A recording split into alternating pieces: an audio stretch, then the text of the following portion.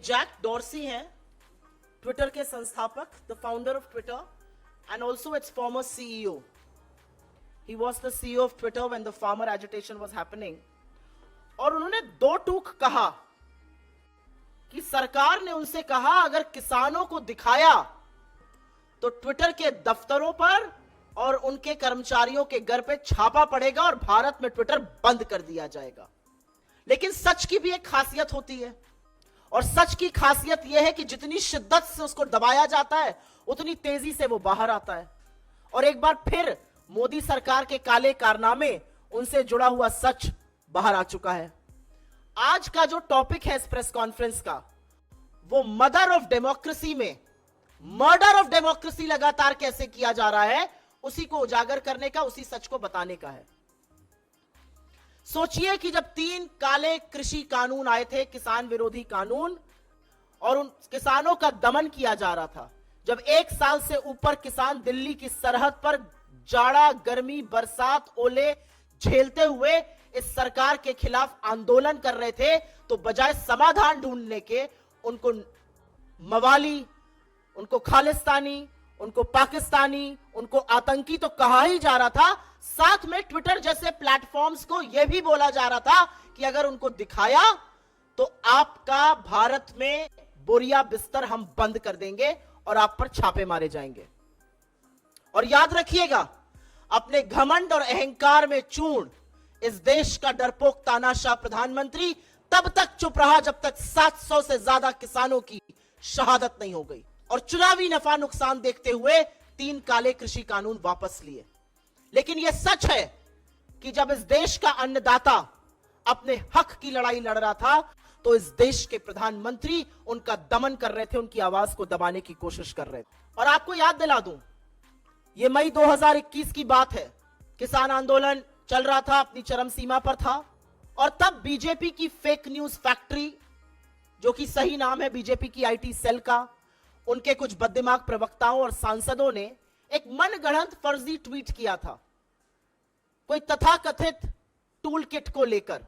उनका कहना था कि कांग्रेस इस टूल किट का इस्तेमाल कर रही है, और आपको याद होना चाहिए कि उसको मैनिपुलेटेड मीडिया, मतलब भ्रामक मीडिया कहकर टैग किया गया था. और आज वो असलियत सामने आ रही है कि उसके बाद क्या हुआ था. उसको भ्रामक मीडिया कहकर टैग किया गया था, और 24 मई 2021 को ट्विटर के ऑफिसेस पर छापा पड़ा, ट्विटर के एम्प्लॉइज के घर पर छापा पड़ा, और यह अब समझ में आता है कि किसान आंदोलन को दबाने के लिए किया गया था. मैं आपके साथ एक और डेटा साझा करूंगी, लेकिन उसके पहले एक ही सवाल है कि इस देश का प्रधानमंत्री इतना कायर, इतना डरपोक क्यों है? इस देश की सरकार, 140 करोड़ लोगों के इस देश की सरकार 21 साल की एक क्लाइमेट एक्टिविस्ट से डरती है, पॉप सिंगर रिहाना से डरती है, वो छोटी सी बच्ची ग्रेटा थनबर्ग से डरती है. इस देश की सरकार मीडिया से, खासतौर से उस मीडिया से जो सवाल पूछता है, इतना डरती है कि एक लंबी फेहरिस्त है मेरे सामने, जिसमें मैं लगातार बता सकती हूं कि किन किन लोगों पर सीबीआई की, ईडी की, इनकम टैक्स की रेड हुई, क्योंकि वो सच दिखा रहे थे. अब चाहे वो भास्कर हो जो कोरोना काल का सच दिखा रहा था, चाहे वो न्यूज क्लिक हो, चाहे वो न्यूज लॉन्ड्री हो, चाहे वो भारत समाचार हो, चाहे वो वायर हो, चाहे वो क्विंट हो, चाहे वो प्रणॉय रॉय हो, चाहे वो तमाम ऐसे लोग जिन्होंने सच दिखाने की और सवाल पूछने की हिम्मत दिखाई, उनको रेड किया गया और ये चुप कराने की साजिशें रची गई. लेकिन क्योंकि हम ट्विटर की बात कर रहे हैं, आपके सामने एक आंकड़ा है और इसको भी मैं साझा कर दूंगी आपके साथ. आपको याद होगा, अगस्त 2021 राहुल गांधी जी का अकाउंट ट्विटर ने ब्लॉक किया था. उनका कहना था उनकी किसी गाइडलाइन का उल्लंघन हुआ है, जबकि चेहरा विक्टिम का नहीं, विक्टिम की फैमिली का था. लेकिन बहरहाल अगस्त 2021 में राहुल गांधी जी का ट्विटर हैंडल ब्लॉक किया जाता है, और अगले 6 महीने तक उनका ट्विटर ग्रोथ, उनकी सब्सक्राइबर ग्रोथ, उनकी फॉलोवर ग्रोथ बिल्कुल नगण्य हो जाती है. और जब फरवरी 2022 में वॉल स्ट्रीट जर्नल यह खबर चलाने वाली है कि ट्विटर ने राहुल गांधी जी के अकाउंट को ब्लॉक किया है और उनकी सब्सक्राइबर ग्रोथ ब्लॉक हो गई है, और ट्विटर को चिट्ठी लिखी जाती है, तुरंत ये जो शैडो बैन था ये हट जाता है, और लगातार उसके बाद सब्सक्राइबर में ग्रोथ आ जाती है. तो मैं आज ये क्यों ना कहूं कि ट्विटर ने ये शैडो ब्लॉकिंग, सब्सक्राइबर ग्रोथ पर ब्लॉक करना सरकार के कहने पर किया था। और ये जो 6 महीने का बैन था, ये सरकार के दबाव में आकर किया गया था, जिससे विपक्ष की सबसे मजबूत आवाज को भी ट्विटर जैसे प्लेटफॉर्म पर ब्लॉक किया जाए। और ये कहानी सिर्फ ट्विटर तक सीमित नहीं है। हम सबको पता है कौन से पेज डिलीट होते हैं, हम सबको पता है किसके पोस्ट डिलीट कराए जाते हैं, फेसबुक से यूट्यूब पर किसको रिस्ट्रिक्शन करा जाता है, ये सर्वविदित है। लेकिन ट्विटर का एक फाउंडिंग सीईओ, फॉरवर्ड सीईओ अगर ये कह रहा है कि सरकार ने इस कदर दबाव बनाया था कि अगर किसानों को दिखाया गया तो आपके घरों पर छापे पड़ेंगे, ये असलियत है 56 इंच की छाती की। और 56 इंच की छाती डरती इतना ज्यादा है, कुछ एग्जाम्पल्स तो मैंने आपको दिखा दिए, लेकिन वो डरते इतना ज्यादा है कि कोई सवाल पूछ ले तो नौकरी खाने पर आमादा है। अभी थोड़े दिनों पहले अमेठी में सबने देखा, स्मृति ईरानी जी जा रही थी, पत्रकार ने सवाल पूछने की हिम्मत दिखाई, 12 घंटे से अंदर में पत्रकार की नौकरी खा ली। बड़ा संतोष आया होगा, बड़ी संतुष्टि आई होगी। नौकरी एक बना नहीं सकते, लेकिन खाने में सबसे आगे रहते हैं। और डरते इस कदर है कि विपक्ष की सबसे मजबूत आवाज, जो 4000 किलोमीटर पैदल चलकर इनकी कलई खोलने लगती है, संसद में इनका पर्दाफाश करती है, उसको षड्यंत्र रच के संसद से निकालने का काम किया जाता है। और हाँ, मैं राहुल गांधी की बात कर रही हूं। लेकिन ये जो तथ्य सामने आ रहे हैं, ये वाकई में भयावह हैं, ये डरावने हैं, और ये दिखाते हैं कि किस तरह से लोकतंत्र में हर उस आवाज का दमन किया जाएगा जो थोड़ी सी, जरा सी भी हिम्मत दिखाएगा। और क्यों डरते हैं मोदी जी? क्यों डरता है इस देश का प्रधानमंत्री? इस देश का प्रधानमंत्री इसलिए डरता है क्योंकि करोड़ों रुपए खर्चा कर कर एक रंगी पुती छवि बनाई गई है, और जब ऐसे सच सामने आते हैं तो वो छवि ध्वस्त हो जाती है और बेनकाब हो जाता है कायर तानाशाह। मैं मोदी जी की जो कायरता है उस पर 2 बात जरूर बोलूंगी, क्योंकि जब भी आप इनको सच का सामना कराइए, जब भी आप इनको आईना दिखाइए, तो अंतरराष्ट्रीय साजिश का एक बहाना बनाया जाता है। और जैसा कि हमेशा होता है, सरकार की ओर से एक बेसिर पैर का ट्विटर ने फलाने कानून का उल्लंघन किया। किस कानून का उल्लंघन किया किसी को नहीं पता है। हाँ, एक कानून का उल्लंघन किया, शायद चरण वंदन पे थोड़ी कमी कर दी होगी, यह कानून का उल्लंघन था। सरकार की ओर से और खासतौर से भाजपा के प्रवक्ताओं की ओर से, भाजपा के सांसदों और मंत्री की ओर से जबरदस्त ट्वीट्स आने शुरू हो गए। पर मुझे लगता है कि यह स्क्रिप्ट भी जो है वो उबाऊ हो चुकी है, और तानाशाह का असली चेहरा सामने आ गया, और तानाशाह का असली चेहरा सामने आ गया। सॉरी, तानाशाह का असली चेहरा सामने आ गया। तानाशाह का मुझे लगता है अगर आप गूगल में डालिए तो शायद ये चेहरा सामने आता है। अब इनको पीछे करते हुए ये चेहरा सामने आता है। लेकिन ये तानाशाह डरपोक है। ये तानाशाह इसलिए डरपोक है क्योंकि ये किसानों के खिलाफ अपनी निरंकुश पुलिस, ये किसानों के खिलाफ एनआईए, ये किसानों पर लाठियां बरसाने का काम करते हैं और सच को छुपाने का काम करते हैं। और वो सच बार बार उजागर होता है, और आज सरकार को यह बताना है। और ये जो बेकार के तथ्य कहे जा रहे हैं कि वो झूठ बोल रहे हैं, आज जैक डॉर्सी को झूठ बोलने की क्या जरूरत है? उनको झूठ बोलने से क्या मिलेगा? क्या वो ट्विटर के सीईओ हैं? क्या वो ट्विटर के बोर्ड पर हैं? 2021 में वो सीईओ बनना बंद हो गए थे, 2022 मई से अगर मैं गलत नहीं हूं या मार्च से वो बोर्ड पर नहीं है। उनको क्या मिल रहा है ये सच उजागर कर कर?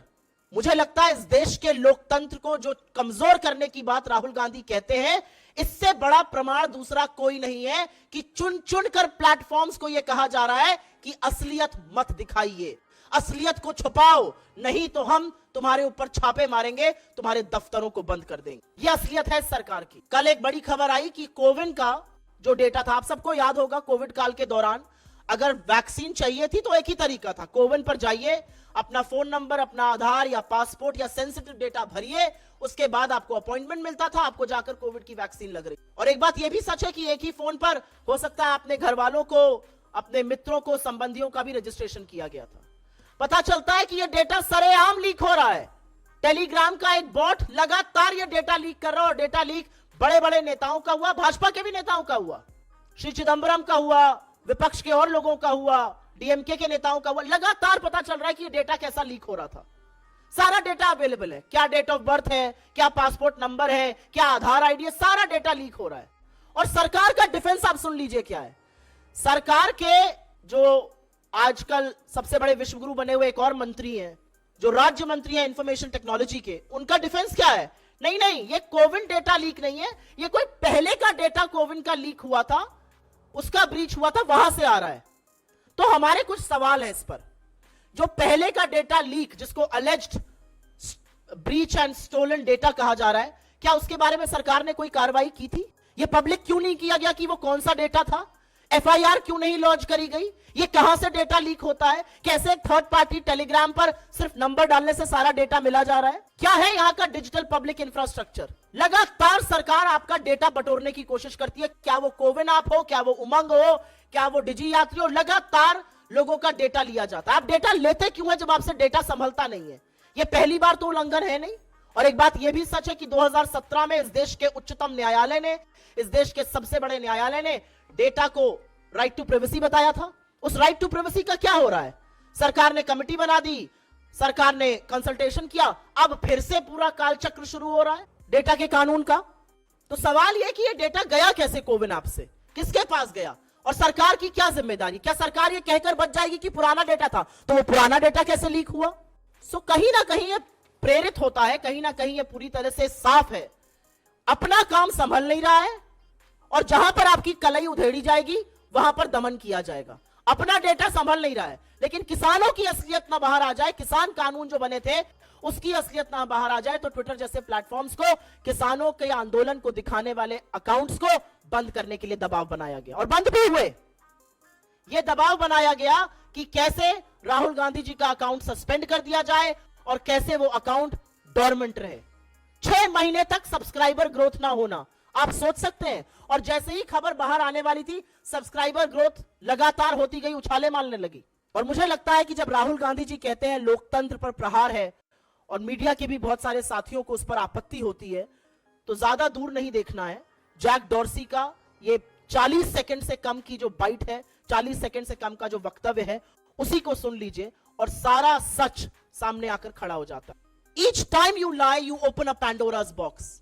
So the reality is that you cannot keep the data of crores of Indians safe, but you want to point fingers, you want to coax platforms into submission because they show you the truth. But the reality also is that all platforms, each and every platform of this country available to us will be used to show you the mirror of exposing you, of telling the truth. And come what may, we are willing to pay any price for this.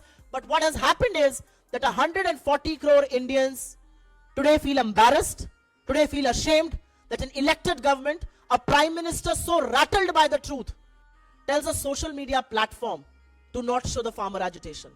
एक दो नहीं, 700 से ज्यादा किसानों की शहादत हुई है। और अगर सतपाल मलिक की माने तो उन्होंने मोदी जी से कहा ये बंद करवाइए, और उन्होंने पलट के कहा मुझे क्या फर्क पड़ता है, मेरे लिए थोड़े ही मर रहे हैं। आपने किसानों को जाड़ा, गर्मी, बरसात, ओले के बीच में मरने के लिए छोड़ दिया। 700 से ज्यादा किसानों का खून आपके मत्थे है, और आप पलट के ट्विटर को बोल रहे हैं कि इनको मत दिखाओ, और अगर दिखाया तो हम आपके ऊपर रेड करेंगे। और सरकार का डिफेंस यह है कि जैक डॉर्सी झूठ बोल रहे हैं। आज सारी दुनिया जानती है कि झूठ बोलने का काम नरेंद्र मोदी की सरकार और भारतीय जनता पार्टी कर रही है। लेकिन टेंशन मत लीजिए, जब तक व्हाट्सएप में गुड मॉर्निंग भेजने की सुविधा है तब तक आपको कुछ नहीं होगा, मैं गारंटी देता हूं।